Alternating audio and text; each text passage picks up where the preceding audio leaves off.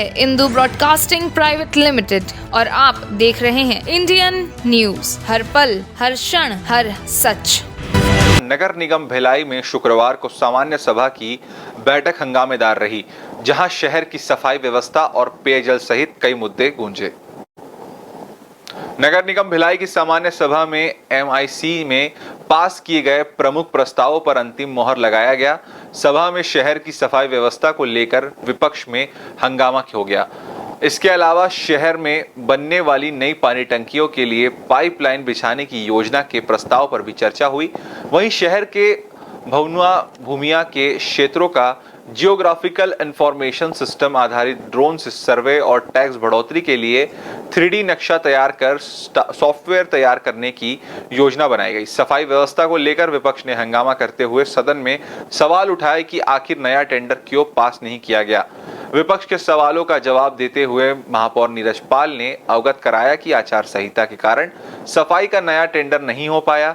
इस वजह से काम की निरंतरता बनाए रखने के लिए निगम इसी एजेंसी को अतिरिक्त समय दिया।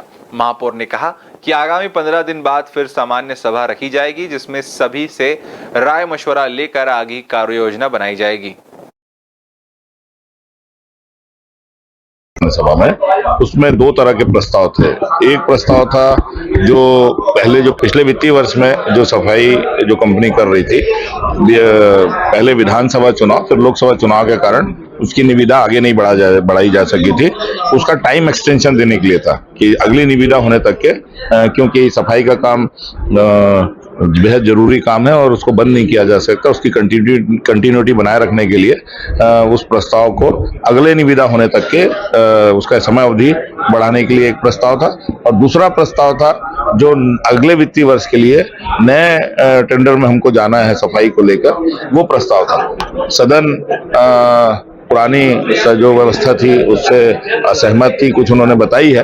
तो मैंने भी सभापति जी के माध्यम से आयुक्त को कहा है कि अगर सदन की कोई मंशा है, सदन की कोई क्वेश्चन है, तो उनके हिसाब से जो जांच कर ली जाए और जो नियमानुसार जो कार्रवाई होगी उसके लिए आयुक्त सक्षम है।